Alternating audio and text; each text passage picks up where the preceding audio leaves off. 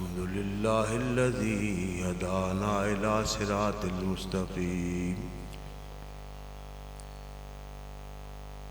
والصلاة والسلام على من اختص بالخلق العظيم وعلى آله وأصحابه الذين قاموا بنصرة الدين القويم. أما بعد فأعوذ بالله من الشيطان الرجيم. بسم الله الرحمن الرحيم. يا أيها النبي إنا أرسلناك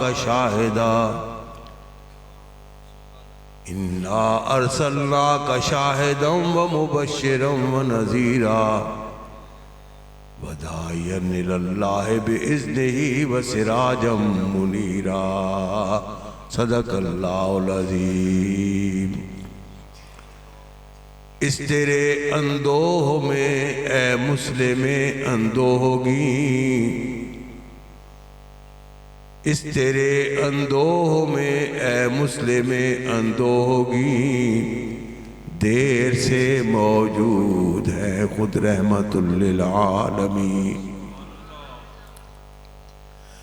اور زیر لب فرما رہے ہیں وائے بر جان حزین، کوئی بھی اتنوں میں میرا چاہنے والا نہیں. ستوت پارینہ کا قصہ بھلا بیٹھے ہیں یہ، اور دل کے بہلانے کو یہاں کچھ دیر آ بیٹھے ہیں یہ. دل ادھر آتے نہیں، فریاد رب المشرقین نام ہے جس ولولے کا کاوش بدرونین. اور سر دیا تھا جس لیے میدان میں بے شور و شین، خود میرا فرزند میری گود کا پالا حسین. آج بھی ہے جس سے باغے جہاں پھلا پھولا ہوا، یاد آتا ہے نہیں ان کو سبق بھولا ہوا. کاش میرے امتی قرآن کا دفتر دیکھتے، کاش میرے امتی قرآن کا دفتر دیکھتے، کس طرح مرتے نہیں یہ بات مر کر دیکھتے. حادثات موت سے ہوتی ہے تجدید حیات، آگ میں پکتا ہے جب کوزہ تو بنتا ہے سبو. کاش میرے امتی قرآن کا دفتر دیکھتے، کس طرح مرتے نہیں یہ بات مر کر دیکھتے. کاش آ جاتا سمجھ میں ان کے آسانی کے ساتھ، کاش آ جاتا سمجھ میں ان کے آسانی کے ساتھ. نعمت کونین کا رشتہ ہے قربانی کے ساتھ، نعمت کونین کا رشتہ ہے قربانی کے ساتھ. درود شریف پاک علیہ السلام کی بارگاہ الصلاۃ والسلام علیہ. برادران اسلام، یاران طریقت، قرآن پاک کی آیت کریمہ آپ کے سامنے تلاوت کی ہے. اللہ تعالیٰ فرماتے ہیں کہ یا ایھا النبی، اے میری نیابت و نبوت کی مسند پر جلوہ افروز ہونے والے، انا ارسلناک، ہم نے تجھے بھیجا ہے، شاہدن، کائنات والوں پر نگران بنا کر، اور جب نگرانی فرمائے گا تو پھر کچھ لوگ کامیاب ہوں گے، کچھ لوگ ناکام ہوں گے. کامیاب لوگوں کو مبشرن، ان کو خوشخبریاں دینے والا ہے، اور ناکام لوگوں کے لیے نذیر، ان کو جھنجھوڑنے والا ہے، ان کی قسمتوں کو بیدار کرنے والا ہے، وداعین اللہ، اور ہر ایک کو تو اللہ کی جانب پلٹ آنے کی دعوت دینے والا ہے، اللہ کی جانب لوٹنے کی دعوت دینے والا ہے، داعین اللہ بِإِذْنِهِ وَسِرَاجًا مُنِيرًا، اور تو ایسا سراج ہے کہ جو دوسروں کو روشنی بخشنے والا ہے، خود صرف روشن نہیں ہے بلکہ جہان کی روشنی، تاریکیوں کو روشنیوں سے بدل دینے والا ہے۔ تو میں نے آج اس کا معنی جو کیا ہے کہ یا ایھا النبی انا ارسلناک شاہدا، انا ارسلناک شاہدا، ہم نے اے محبوب تجھے کائنات والوں پر نگران بنا کے بھیجا ہے، کائنات والوں پر نگران بنا کے بھیجا ہے۔ نگران کون ہوتا ہے؟ نگران کون ہوتا ہے؟ خلیفہ ہارون الرشید ایک دن اپنے وزیر فضل بن ربیع سے کہنے لگا کہ میں زیادہ زور نہیں لگاؤں گا، میرا گلا زخمی ہے، تو آرام آرام سے آپ سے باتیں کروں گا۔ خلیفہ ہارون الرشید اپنے وزیر فضل بن ربیع سے کہنے لگا کہ یار دل بڑا اداس ہے، دل بڑا اداس ہے، اطمینان قلبی نہیں ہے، کسی اللہ کے بندے کے پاس لے چلو۔ جب سمجھدار لوگوں کے دل اداس ہوتے ہیں تو وہ اللہ کے بندوں کے پاس جاتے ہیں، کیونکہ وہ اللہ تک پہنچنے کا ذریعہ اور وسیلہ بنتے ہیں۔ تو کہنے لگا کہ کسی اللہ کے بندے کے پاس لے چلو، تو ان کا وزیر ان کو، ہارون الرشید کو، حضرت سفیان ثوری کی خدمت میں لے کر گیا۔ سفیان ثوری اپنے وقت میں امام ابو حنیفہ کے برابر کے امام ہیں، مرتبہ میں، مقام میں برابر کے تقریباً امام، ان کے پاس لے گیا۔ عرض کی کہ حضور بہت پریشان ہے طبیعت، کچھ دعا فرمائیں، آپ نصیحت فرمائیں۔ آپ نے نصیحت بھی کی، تبلیغ بھی فرمائی، دعا بھی فرمائی۔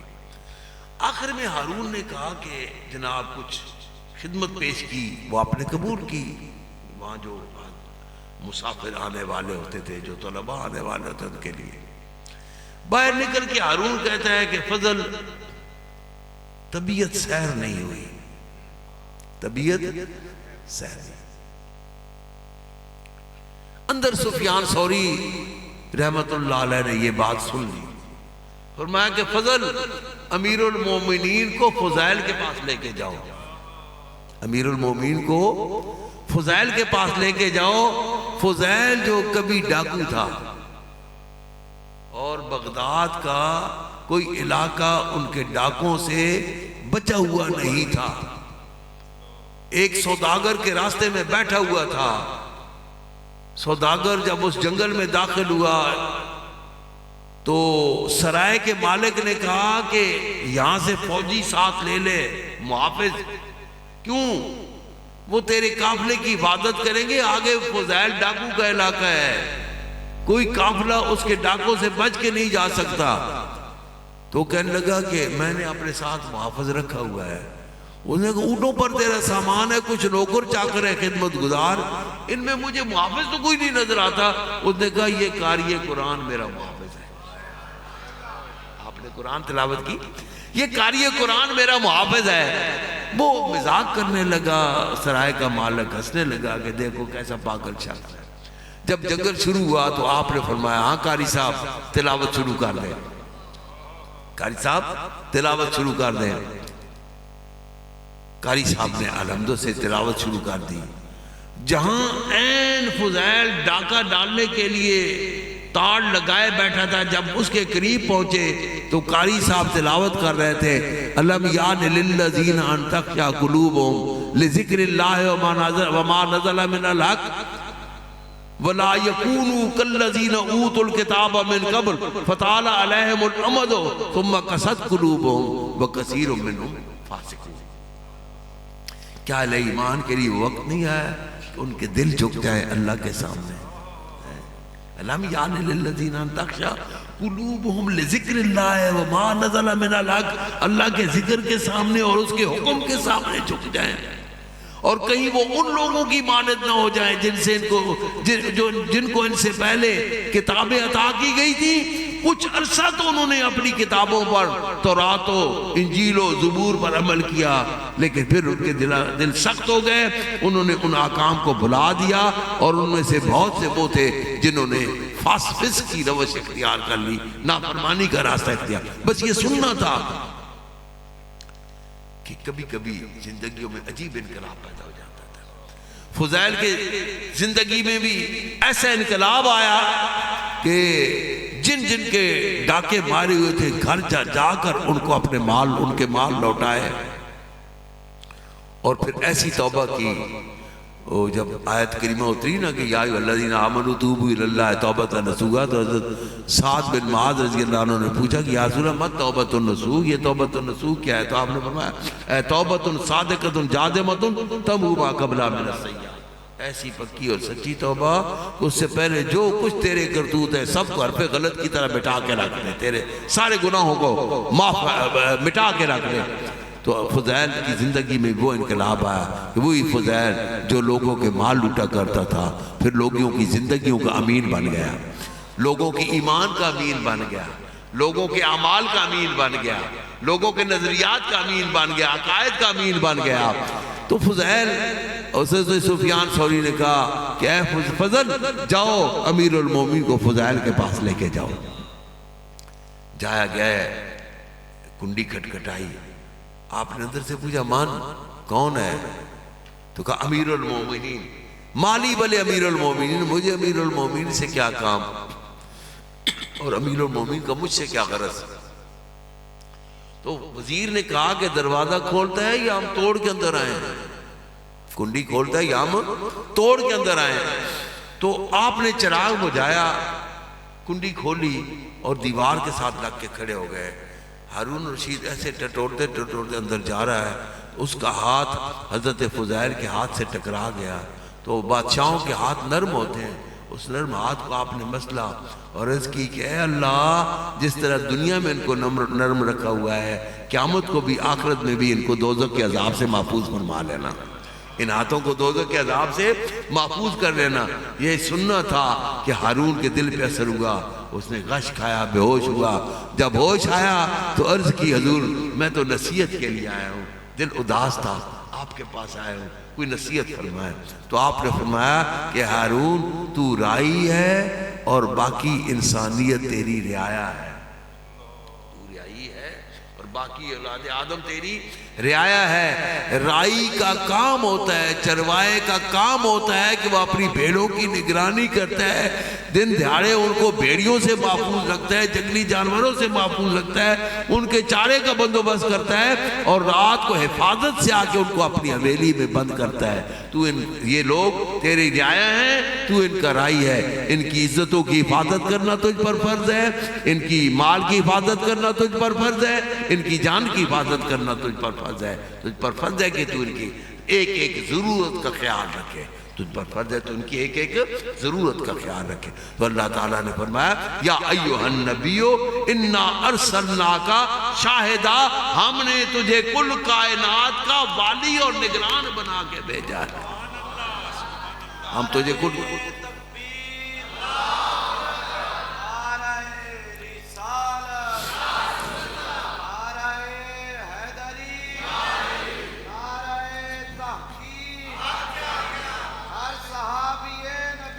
جنتی جنتی، ہم نے تجھے ان کا نگران بنا کے بھیجا ہے، ان کی ایسی نگرانی کر کہ ان کی ایمان کو بھی درست کر دے، ان کے اعمال کو بھی درست کر دے، ان کے کردار کو بھی درست کر دے۔ پھر آپ دیکھتے ہیں کہ قرآن میں ایک خاصیت ہے، قرآن میں ایک خاصیت ہے، اور صاحب قرآن میں اس سے بڑھ کر خاصیت ہے، دونوں میں، قرآن میں بھی اور صاحب قرآن میں بھی۔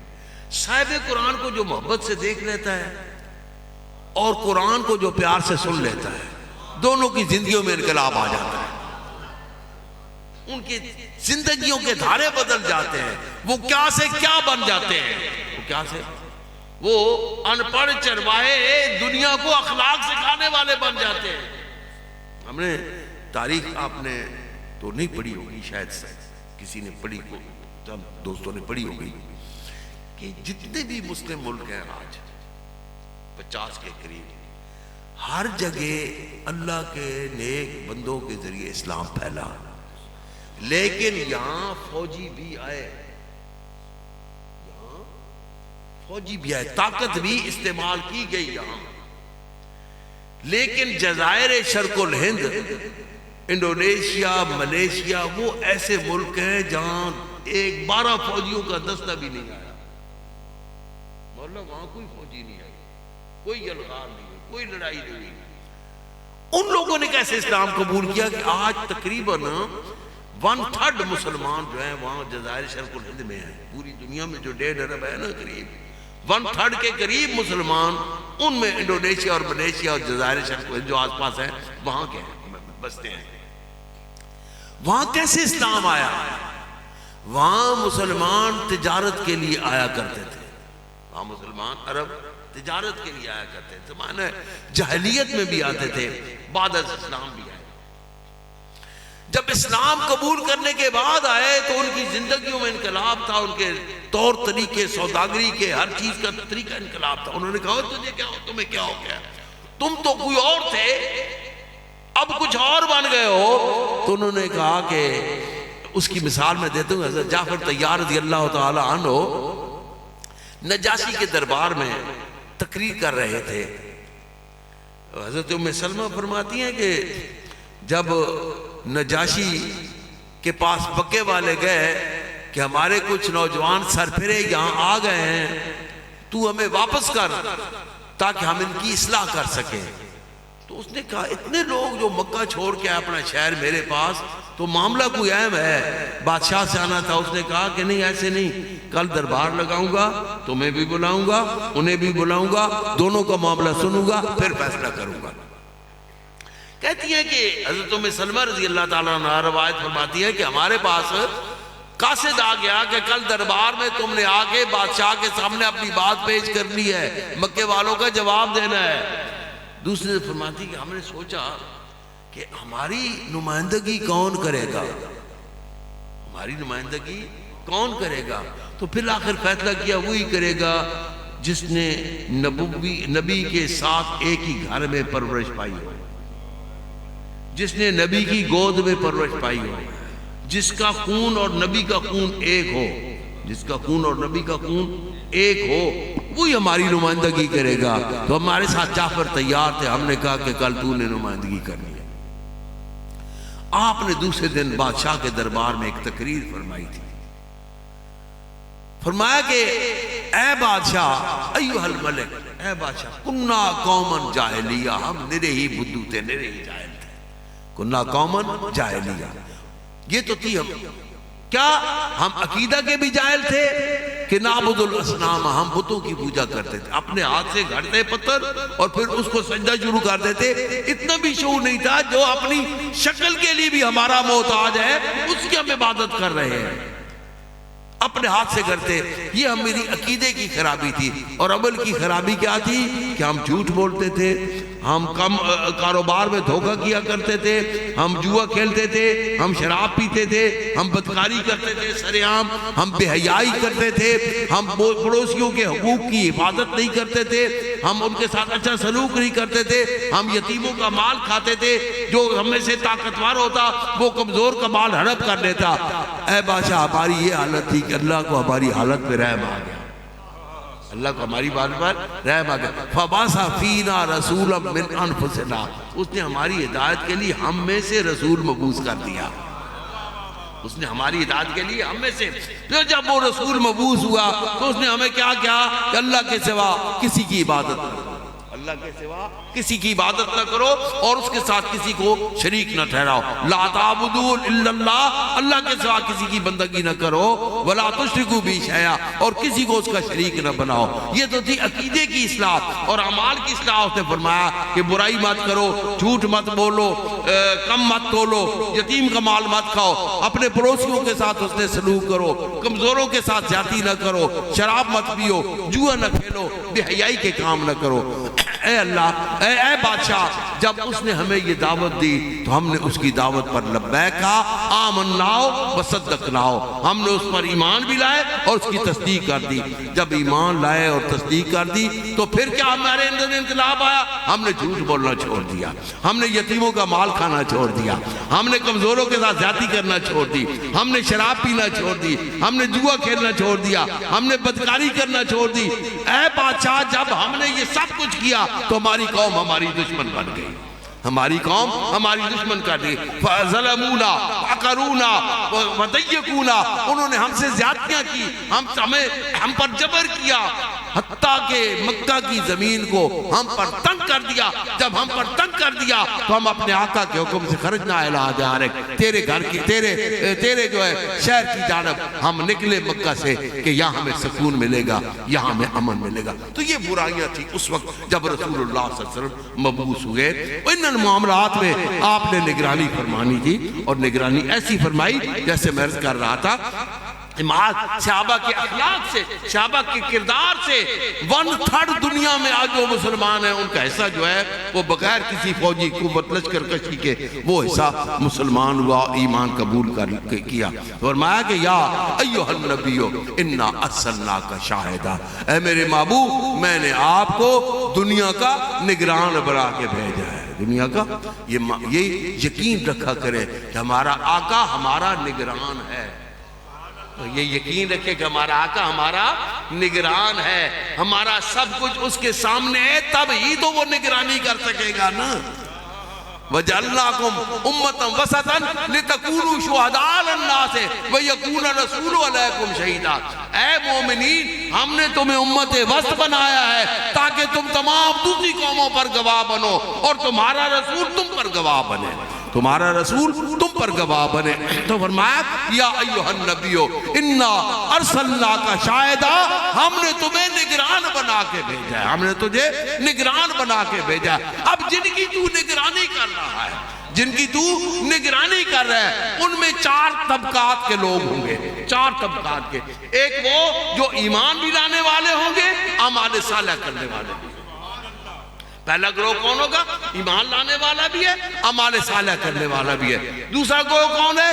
ایمان تو لے آیا لیکن اعمال صالح سے محروم رہا, ایمان تو لے آیا اعمال صالح سے محروم رہا. تیسرا گروہ وہ ہے کہ جو ایمان تو نہیں لایا لیکن کام اچھے کرتا رہا, جیسے گنگا رام ہے, اس نے گنگا رام ہسپتال بنایا, میو ہے اس نے لارڈ میو نے ہسپتال بنایا, گلاب دیوی جو ہے اس نے یہ گلاب دیوی ہسپتال بنایا. اس طرح نیک کام تو اچھے کام تو کرتا رہا لیکن ایمان نہیں قبول کیا. اور ایک وہ جو نہ ایمان لایا نہ اچھے کام کیے.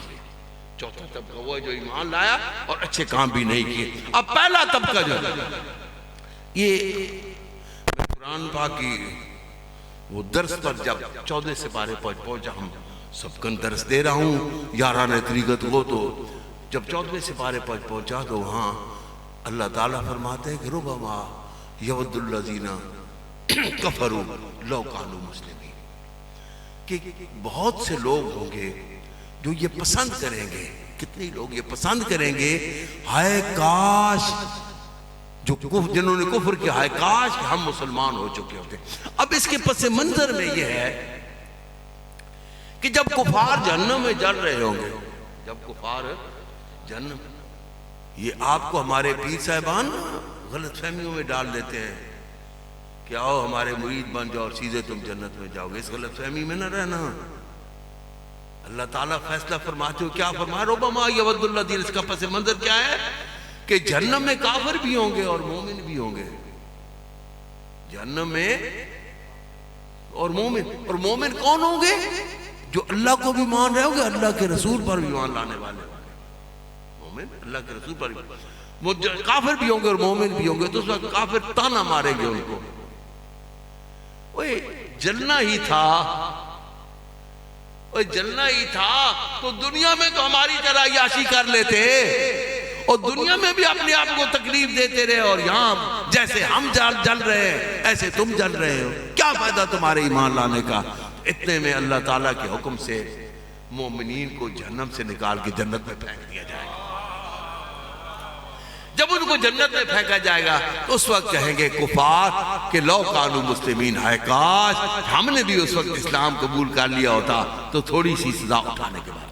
میں نے اس پر توجہ دی اور غور کرنا شروع کر دیا کہ یہ کیوں ہے؟ مومنین کو آخر پھر نکالا کیوں؟ ڈالا تو نکالا کیوں؟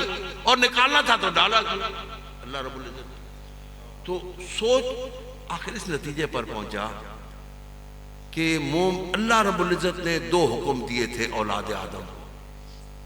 اللہ نے 2 حکم دیے تھے اولاد آدم، اے اولاد آدم کے بیٹو، میں تمہیں دنیا میں بھیج رہا ہوں، یا ایھا الذین آمنوا وعملوا الصالحات، آمنوا وعملوا الصالحات۔ اے آدم کی اولاد 2 کام کرنا، ایک تو ایمان کا دامن نہ چھوڑنا، پکے مومن رہنا، اور دوسرا اپنے اعمال کو سنوار کے رکھنا، اپنے کردار کو سنوار کے رکھنا، اپنی سیرت کو خوبصورت بنا کے رکھنا۔ یہ 2 حکم دیے تھے، یہ 2 حکم دیے تھے۔ اب جو مومنین تھے انہوں نے ایک حکم تو مانا کہ ایمان لے آئے، ایک حکم میں کوتاہی ہو گئی کہ اعمال مکمل صالح نہ کر سکے، ان میں کوتاہی ہو گئی تو اعمال کی سزا ملی، کوتاہی کی، اور ایمان کی وجہ سے جہنم سے نکال کے جنت میں ڈال دیا گیا۔ کفار نے 2 جرم کیے، کفار نے 2 جرم کیے، نہ مانا نہ اعمال صالحہ کیے، 2 جرم کیے، تو 2 جرموں کی سزا کی وجہ سے ہم فیہا خالدون، جب ان کو دوزخ میں ڈالا جائے گا تو ان کو ہمیشہ ہمیشہ کے لیے ڈالا جائے گا۔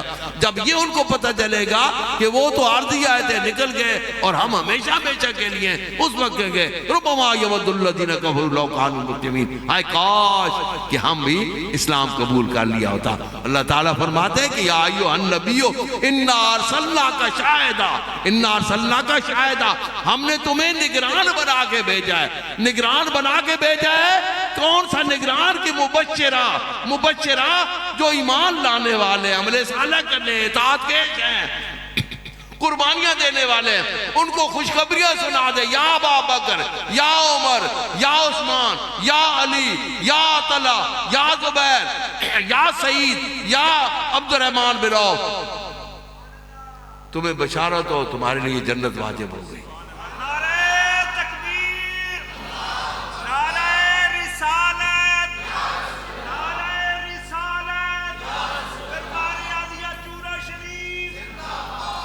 تمہیں بشارت ہو تمہارے لیے جنت واجب ہوگی۔ او بدریو،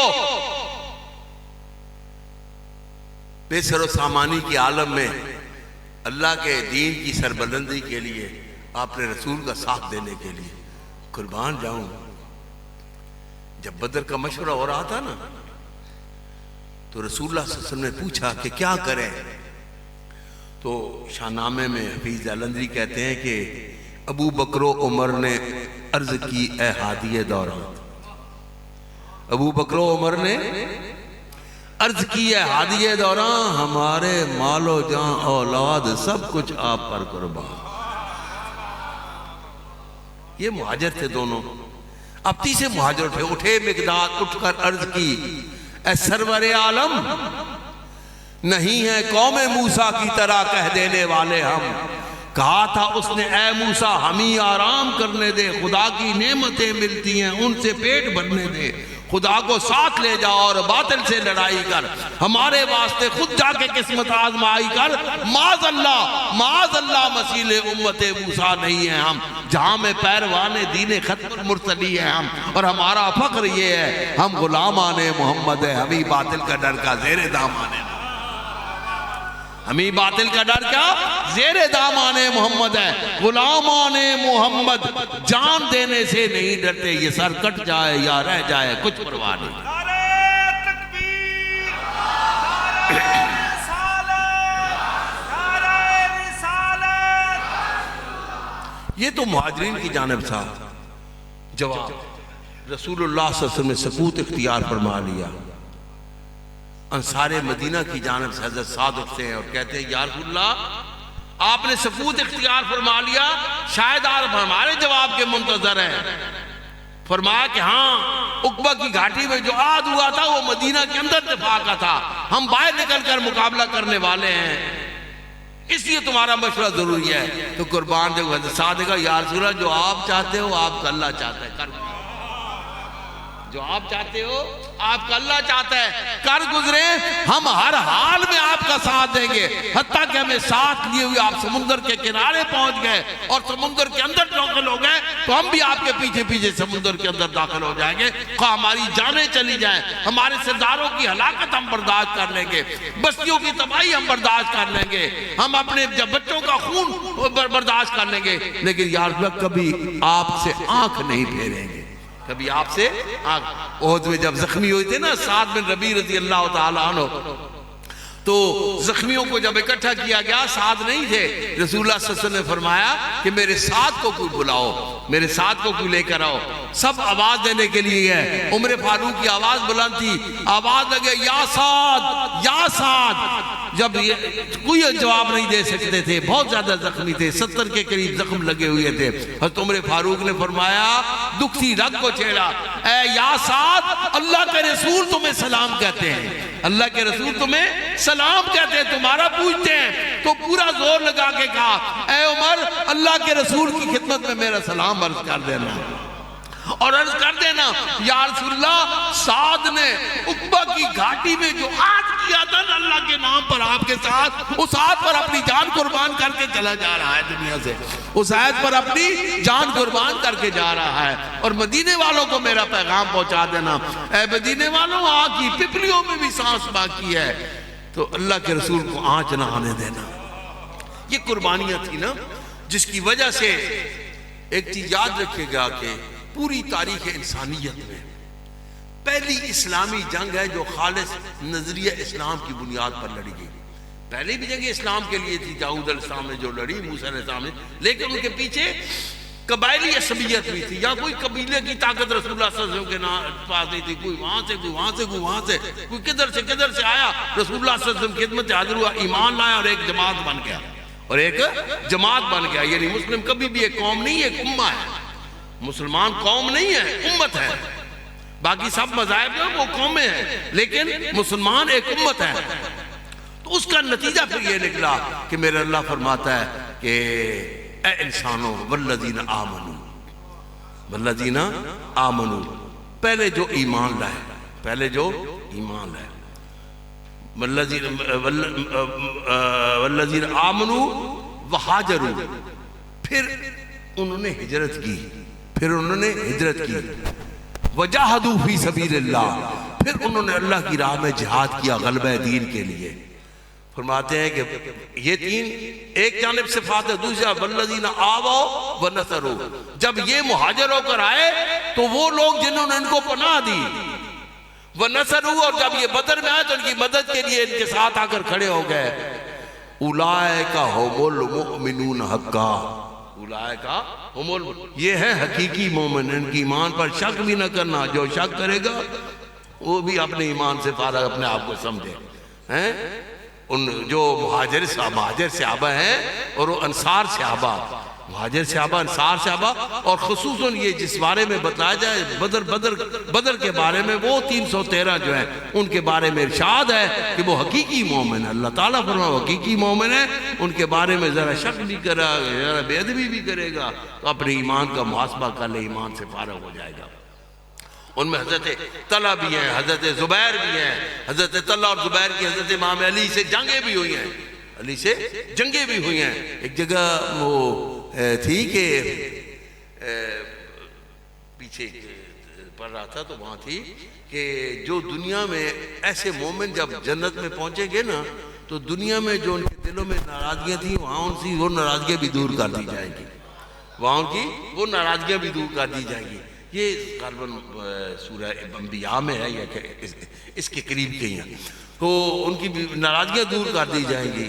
تو علی کرم ارجو کے سامنے جب یہ آیت تلاوت کی گئی تو آپ نے فرمایا کہ ارجو، میں امید کرتا ہوں ارجو میں ہوئی، یہاں ارجو بمانا یقین کیا، میں یقین کرتا ہوں، میں یقین کرتا ہوں کہ انا و زبیر و طلحہ و عثمان منہم، اور ایک روایت میں و معاویہ، میں زبیر طلحہ عثمان اور معاویہ منہم، ہم سب ان میں سے ہیں کہ دنیا میں ہماری کچھ شکل رنجیاں رہی تھی، قیامت جب جنت میں جائیں گے اللہ تعالی ہماری ناراضیوں کو دور فرما دیں گے، اللہ تعالیٰ ہماری ناراضیوں کو دور فرما دیں گے۔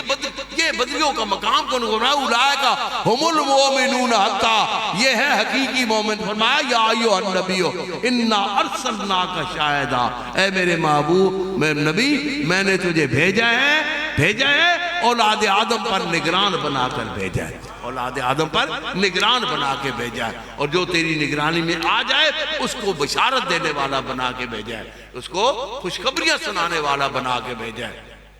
حضرت حارثہ رضی اللہ تعالیٰ عنہ حاضر ہوتے ہیں، ایک حدیث پاک یاد آ گئی کہ حاضر ہوتے ہیں، عرض کرتے ہیں یا رسول اللہ، رسول اللہ صلی اللہ علیہ وسلم پوچھتے ہیں کہ حارثہ کیسی گزر رہی ہے؟ یا رسول اللہ کامل ایمان پر، بڑے نخرے سے عرض کرتے ہیں یا رسول اللہ کامل ایمان پر۔ فرمایا دلیل کیا ہے؟ دلیل کیا ہے؟ عرض کی یا رسول اللہ دن روزے سے رہتا ہوں، رات قیام کرتا ہوں، حتیٰ کہ حضوری ہو گیا ہوں، حضوری ہو گیا ہوں، یہاں مقام پر کھڑے ہو کر جنت اور جنتیوں کو دیکھتا ہوں اور دوزخ اور دوزخیوں کو دیکھتا ہوں۔ کہتے ہیں نا کہ علم کی باتیں کرتے ہیں، مت پر کو، میرے والد صاحب کی ایک نعت تھی، اس کا ایک شعر تھا کہ مت پر کو عقل دیو ہونے ہو دے علم دی بشریت ہوں، مت پر کو عقل دیو ہونے ہو دے علم دی بشریت ہوں، وچ محشر جس کی شفاعت بن ولیاں دا گزارا نہیں ہونا، وچ محشر جس کی شفاعت بن نہیں ہونا، ولیاں دا گزارا نہیں ہونا، اسی بوہ مول نہ چھڑنا گے جاتی کہ نظارہ نہیں ہونا، بس ایک دروازہ مل بیٹھے نے اور پسارا نہیں ہونا۔ وہ عرض کرتے ہیں کہ یا رسول اللہ کامل ایمان پر گزر رہی ہے، تو آپ نے فرمایا کہ اے حارثہ اس حالت کو قائم رکھنا، اللہ تیرے لیے جنت واجب فرما دے گا، اللہ تیرے لیے جنت واجب فرما دے گا۔ بدر میں حوض کوثر پہ کھڑے تھے، تیر آیا ادھر گردن میں لگا، شہید ہو گئے۔ جب یہ خبر مدینہ شریف میں پہنچتی ہے تو عورتیں والدہ کے پاس، ام حارثہ کے پاس افسوس کے لیے آنے لگتی ہیں، تو انہوں نے کہا رک جاؤ، ابھی نہ افسوس کرو، اللہ کے رسول واپس تشریف لائیں گے، اللہ کے رسول واپس تشریف، میں ان سے پوچھوں گی یا رسول اللہ میرا بیٹا اللہ اور اس کے رسول کو خوش کر کے گیا ہے دنیا سے اور جنت میں، یا ناراض کر کے گیا؟ آگے لفظ نہیں کہ کہاں ہے۔ اگر آپ نے فرمایا کہ اللہ اور اس کے رسول کو خوش کر کے جنت میں ہے تو تم مجھے مبارک دینا، تم بھی خوشیاں منانا، میں بھی خوشیاں مناؤں گی، اور اگر آپ نے فرمایا کہ اللہ اور اس کے رسول کو ناراض کر کے گیا ہے پھر تم بھی ماتم کرنا، میں بھی ماتم کروں گی، تم بھی رونا میں بھی روں گی۔ رسول اللہ صلی اللہ علیہ وسلم تشریف جب لائے تو ام حارثہ حاضر ہوتی ہیں، تو آپ نے فرمایا کہ ام حارثہ کیسی ہو؟ یا رسول اللہ ایک سوال پوچھنا ہے۔ فرمایا پوچھو۔ یا رسول اللہ میرا بیٹا اللہ اور اس کے رسول کو راضی اور خوش کر کے دنیا سے گیا اور جنت میں، یا آپ خاموش ہوتی ہیں؟ تو رسول اللہ صلی اللہ علیہ وسلم فرماتے ہیں کہ ایک جنت تیرے بیٹے کے لیے ساری جنتوں کے دروازے کھلے ہیں، وہ فردوس بری میں چہل قدمیاں کر رہا ہے، وہ فردوس بری میں چہل قدمیاں۔ اب یہ ظاہر تو یہ ہے نا کہ آپ نے یہ فرما دیا، اس کو جنت کا بتا دیا ماں کو کہ تیرا بیٹا جنت میں، لیکن اس کی دلالت یہ بتا رہی ہے کہ صحابہ کرام کا ایمان تھا کہ اس دنیا میں رہتے ہوئے اللہ کے رسول ہمارے انجام سے واقف ہے۔ یہ صحابہ کا عقیدہ تھا کہ اس دنیا میں اللہ کے رسول ہمارے انجام سے واقف ہے، اور اشارہ اس جانب ہے کہ اللہ کے رسول نے اس سے انکار نہیں فرمایا کہ میں واقف نہیں، اللہ کے رسول نے انکار نہیں فرمایا کہ میں واقف ہوں، بتا دیا کہ تیرا بیٹا جنت میں، بتا دیا تیرا بیٹا جنت میں ہے۔ تو فرمایا کہ یا ایھا النبی انا ارسلناک شاہدا، اے میرے پیارے محبوب، اے میری نیابت و نبوت کا فریضہ سر انجام دینے والے، انا ارسلناک۔ اور ویسے بھی نا اللہ تعالیٰ کی بھی تو نگہبانی میں ہے نام، اللہ تعالیٰ کی نگہبانی میں، اور آپ کو مقام کیا دیا جا رہا ہے؟ اپنی نیابت کا، نبوت کا، اپنی وراثت دی جا رہی ہے نا، تو جس کو اللہ تعالیٰ اپنی وراثت دے کے زمین میں بھیج رہے ہیں، اپنی نیابت دے کے کہ مسند پر بھیج رہے ہیں، تو وہ اس نے کام تو وہی کرنا ہے نا جو اللہ تعالیٰ کا کام ہے، اس زمین پر کام وہی کرنا ہے۔ تو وہ اس کی فرمایا کہ اے میری نیابت و نبوت کا فریضہ انجام دینے والے، انا ارسلناک شاہدا، ہم نے آپ کو نگران بنا کے بھیجا ہے۔ نگران بھی ایسا کہ جو فرمانبردار ہیں ان کے لیے مبشر ہے، جو نافرمان ہیں ان کے لیے نذیر ہے، ان کو جھنجھوڑنے والا ہے، ان کو تذیر۔ عموماً تو کہتے ہیں نا ہم ڈرنے والے کو، ڈر نہیں ہے۔ نذیر کا معنی ہے کہ سیلاب آ رہا ہو، طوفان آ رہا ہو، کوئی چادر کی غفلت کی چادر تانے سو رہا ہو، تو کوئی دوست آ کے اس کو جھنجھوڑے اٹھائے، او بھائی اٹھو، طوفان آ رہا ہے، اپنے مال اسباب کی حفاظت کر لو۔ فرمایا کہ وہ نذیرہ ہے محبوب، ہم نے تجھے خوابیدہ راہ لوگوں کو جھنجھوڑنے والا بنا کے بھیجا ہے۔ میرے ابا جی کی قناعت کا شعر تھا کہ پھر آفتاب تازہ نے دی صبح کی نوید، پھر آفتاب تازہ نے دی صبح کی نوید، خوابیدہ زندگی تھی جگایا حضور نے، خوابیدہ زندگی تھی جگایا حضور نے۔ تو اے محبوب ہم نے آپ کو نذیر بنا کے بھیجا ہے، ہم نے آپ کو جھنجھوڑنے والا بنا کے بھیجا ہے۔ حضرت عدی بن حاتم، حدیث پاک تو لمبی ہے، آخر پر میں آپ کو سناتا ہوں تھوڑا سا حصہ، کہ وہ فرماتے ہیں کہ حضور علیہ السلام مجھے اپنے حجرہ میں لے گئے۔ جب کہا مسجد میں پہنچا تو عدی گھر جا کر بات کریں گے، میں نے کہا گھر کا روب ڈالنا چاہتا ہوں، وہ جو مسجد میں تو عام نمازیوں کے ساتھ بیٹھا ہوئے ہے، گھر کا روب بتانا چاہتا ہوں، کوئی بڑا محل ہوگا۔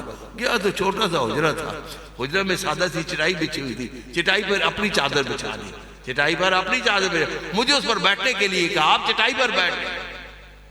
پھر سوال جواب ہوا، عدی تو اس لیے اسلام قبول نہیں کرتا کہ مسلمان کمزور ہیں؟ ایران کا قصر ابیض میں مسلمانوں کے ہاتھوں فتح ہوتے ہوئے دیکھ رہا ہوں۔ عدی تو اس لیے اسلام قبول نہیں کرتا کہ مسلمان مالدار نہیں؟ اے عدی بہت جلد زمانہ آنے والا ہے، مسلمانوں میں دینے والے ہوں گے، لینے والا کوئی نہیں ہوگا۔ عدی تو اسلام قبول نہیں کرتا کہ مسلمان حالت خوف میں ہے؟ یاد رکھ، ایک تنہا عورت زیورات سے لدی ہوئی صنعاء سے آئے گی، مکے کا طواف کرے گی، یہاں سے واپس جائے گی، کوئی ٹیڑھی آنکھ اٹھا کر اس کو دیکھنے والا نہیں ہوگا۔ یہ 3 سوال کر کے پھر میرے گریبان کو ادھر سے پکڑ کے سینے پر ہاتھ رکھ کر فرمایا، اوے عدی او تو کیوں نہیں اسلام قبول کرتا؟ کیا اللہ کے سوا کوئی اور اللہ ہے کہ تو نہیں مانتا اللہ کو واحد؟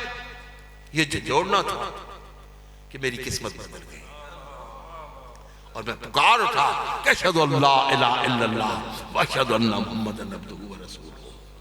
یہ جھنجھوڑنا تھا۔ فرمایا کہ یا ایھا النبی انا ارسلناک شاہدا ومبشرا۔ پھر آپ فرماتے ہیں کہ میں نے عورت کو، عمر فاروق رضی اللہ کے زمانے میں تنہا عورت کو دیکھا، کمیر عورت کو، تو یمن سے آئی، طواف کیا، واپس گئی، اور کسی کو جرت نہیں تھی اس اکیلی عورت کو ساتھ چھیڑ چھاڑ کرنے کی۔ پھر میں نے ایران کے قصر ابیض کو بھی فتح ہوتے دیکھا، پھر عمر فاروق کے زمانے میں وہ وقت بھی دیکھا کہ مال زکوٰۃ لے کر پھرتے تھے۔ چند سالوں کی بات ہے، یہ بات فتح مکہ کے بعد کی بات ہے، 1 سال کی بات ہو، 1.5 سال پہلے وصال نبی صلی اللہ علیہ وسلم کے، 1.5 سال یہ، 2 سال حضرت ابو بکر صدیق رضی اللہ تعالیٰ عنہ کے، اور 4 سال حضرت عمر فاروق کا، 4 2 6 1 7 ساڑھے، یہ فرمان کے 7 سال بعد مسلمانوں میں دینے والے تھے، لینے والا کوئی نہیں تھا۔ جس کے گھر جاتے مال دینے کے لیے وہ کہتا جی پچھلے سال لینے والا تھا، اب تو میں خود دینے والا ہوں، پچھلے سال لینے والا، اب تو میں خود دینے والا ہوں۔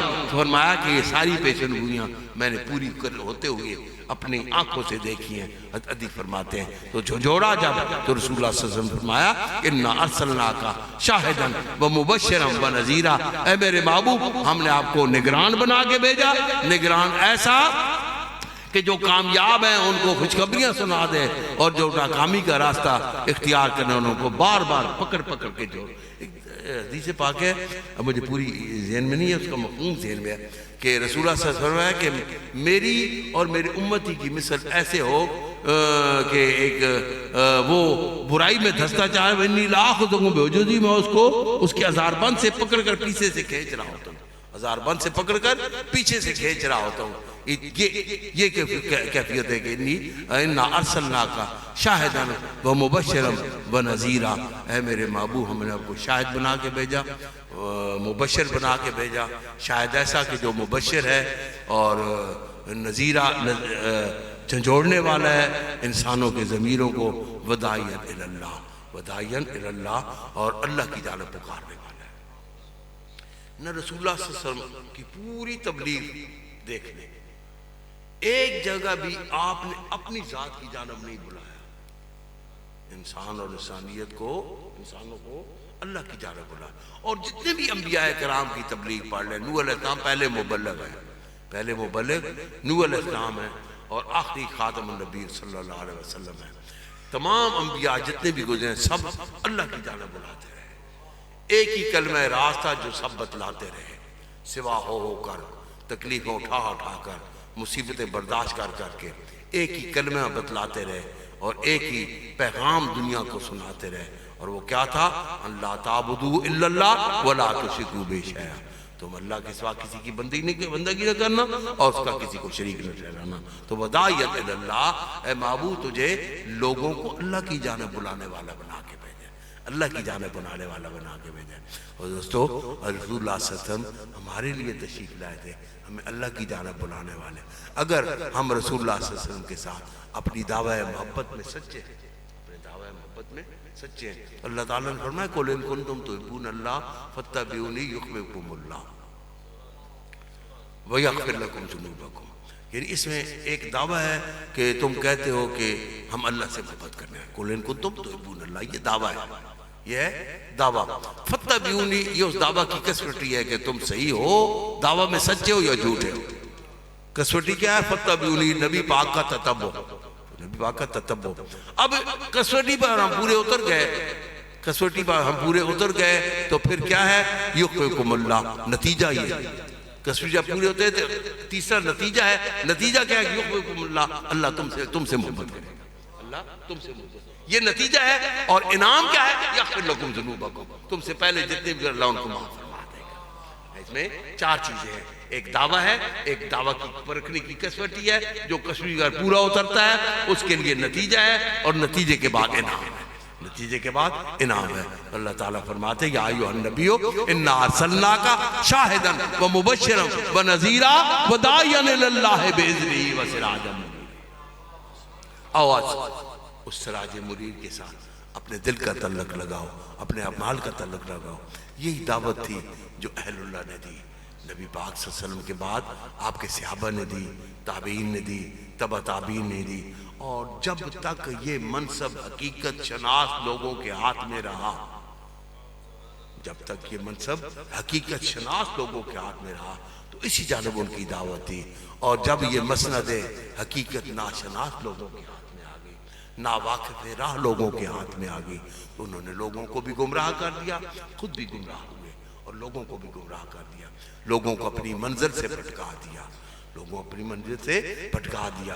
انسان کی منزل اس کا اللہ تھا، انہوں نے خود الوہیت کے دعوے شروع کر دیے، اگرچہ برائے نام تو ہم اللہ کا نام لے لیتے ہیں لیکن بباطن ہم خود الہ بنے ہوئے ہوتے ہیں۔ ایک دفعہ ایک دوست کے ساتھ گفتگو ہو رہی تھی تو میں نے رسول اللہ صلی اللہ علیہ وسلم کا فرمان اس کو سنایا، تو وہ کہنے لگا جی کہ نہیں میرے پیر صاحب یہ کہتے ہیں۔ میں نے کہا ایسی تیسی تیرے پیر صاحب کی اور تیری، اور میں تجھے اللہ کے رسول کا فرمان بتا رہا ہوں، اس کے جواب میں تجھے مجھے قرآن کی کوئی آیت بتلاتا۔ کوئی کہتا مجھے کہ یہ حدیث خبر واحد ہے، میں تمہیں خبر متواتر سناتا ہوں، پھر تو کوئی بات تھی، میں خبر مشہورہ سناتا ہوں، پھر تو کوئی بات تھی، اور میں رسول اللہ کے رسول کا فرمان بتا رہا ہوں، تو اس کے مقابلے مجھے اپنے پیر کی بات بتا۔ تو یہ کیوں آئی؟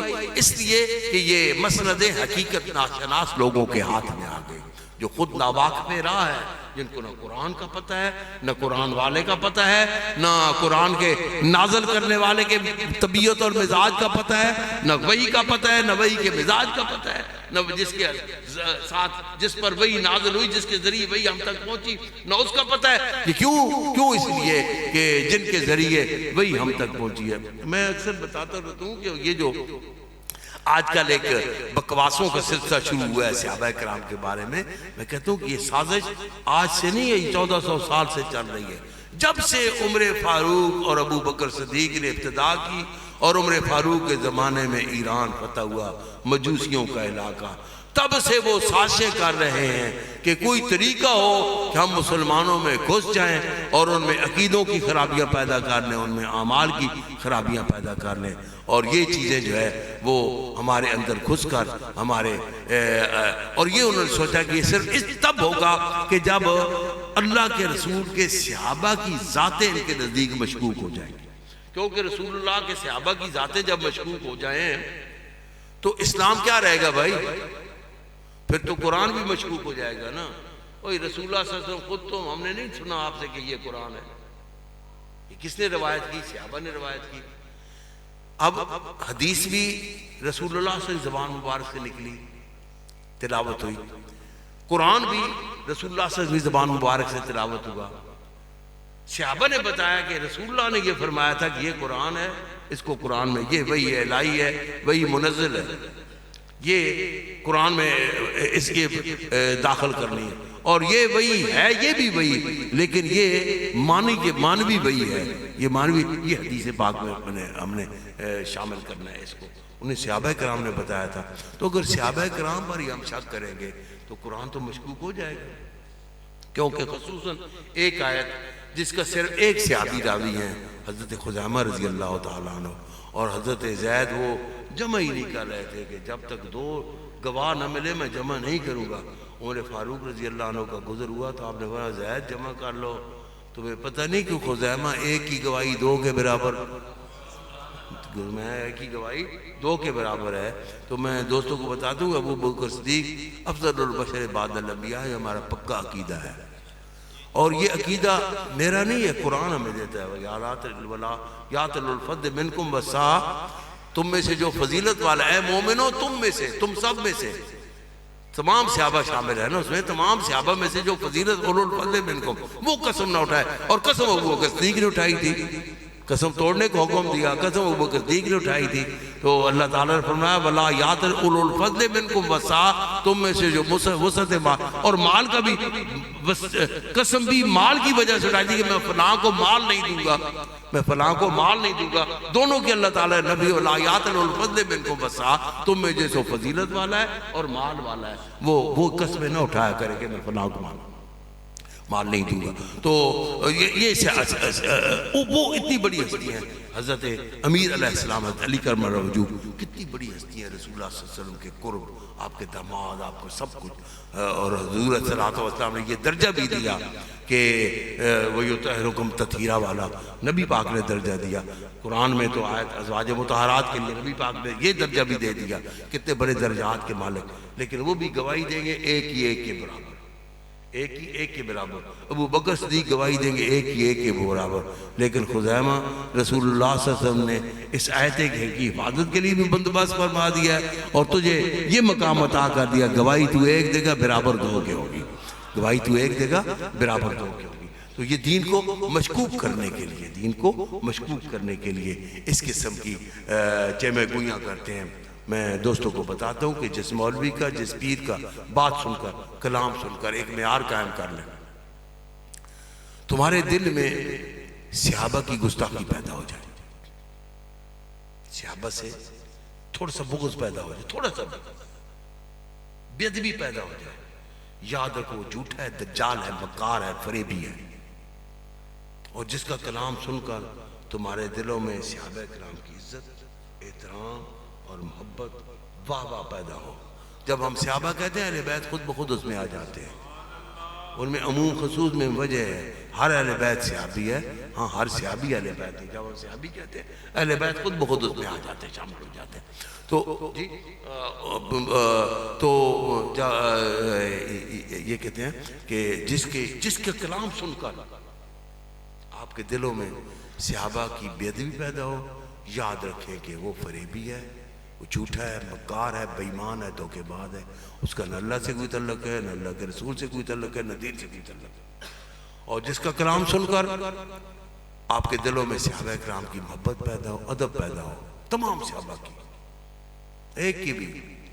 ایک کی بھی گستاخی نہیں، جس کی بہت کم تربیت رسول اللہ صلی اللہ علیہ وسلم، اس صحابی کی بھی بے ادبی نہیں، کچھ صحابہ تو ایسے ہیں جو پوری زندگی اعلان نبوت ہوتے ہی ایمان لائے اور پوری زندگی، اور کچھ صحابہ ہیں جنہیں بہت تھوڑا سا وقت ملا تربیت کے لیے تعلیم، ان کی بھی ذرا سی بھی بے ادبی کسی کی ہو جائے تو ایک دفعہ وہ کہہ رہا تھا، ایک بڑا فلسفی، تو میں نے پھر اس کی پوسٹ پر لکھا تھا، وہ کہہ رہا تھا کہ حضرت امیر معاویہ رضی اللہ صرف اتنی حیثیت ہے کہ ان کے لیے ہمیں کف لسان کا حکم ہے۔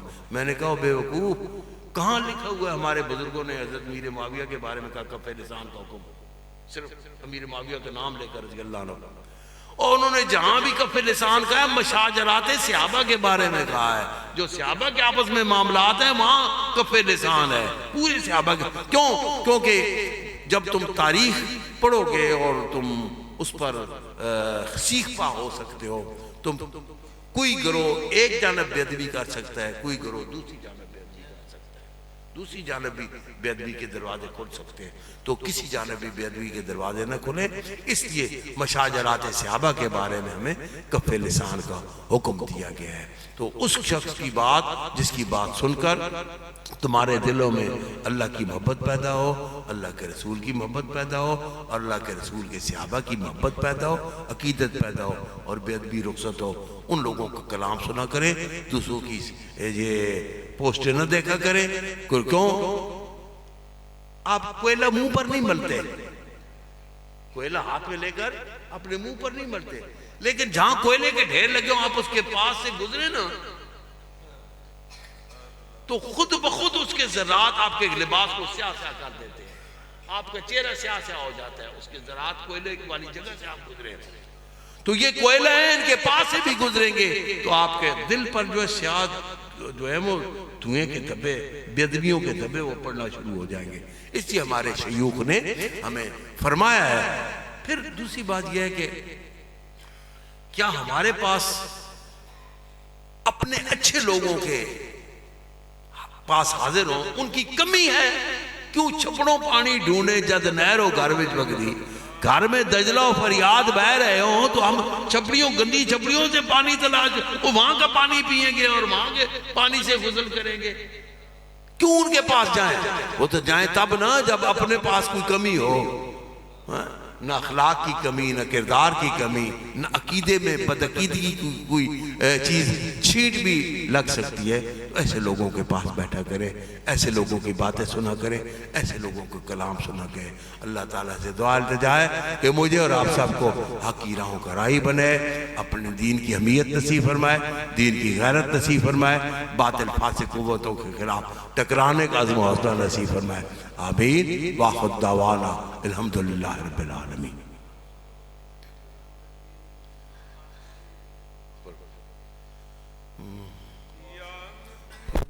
سلام علیکہ یا رسول، سلام علیکہ یا حبیب، سلام صلوات اللہ علیکہ، صلوات اللہ